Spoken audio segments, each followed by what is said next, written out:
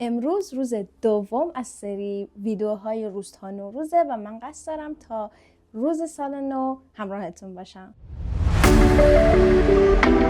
برای روز بارونی من و مامانم تصمیم گرفتیم بیایم خیابون.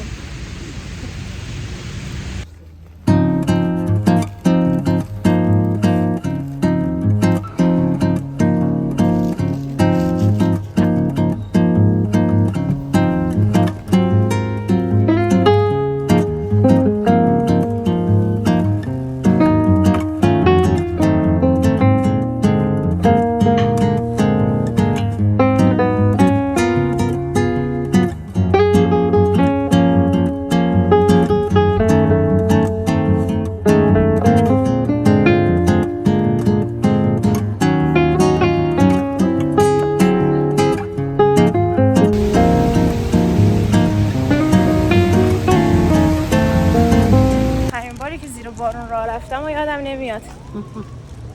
مامانم من از خونه کشین بیرون. اگه به من باشه تمام مدت تو خونه میمونم. جدی میگم.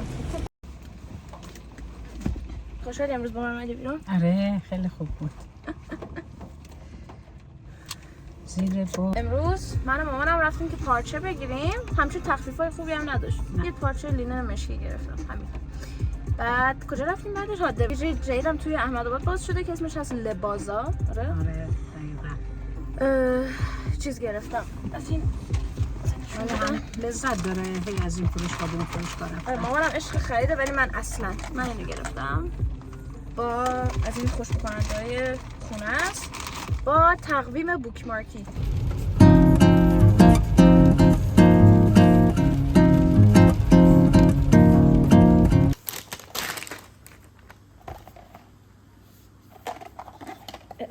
fruity and floral. قرار بوده که fruity and floral باشه. ببینیم که ولی واقعا بوی گوچی فلورا میده. خیلی بوش. یه کسی بهم میگه دستم میبره.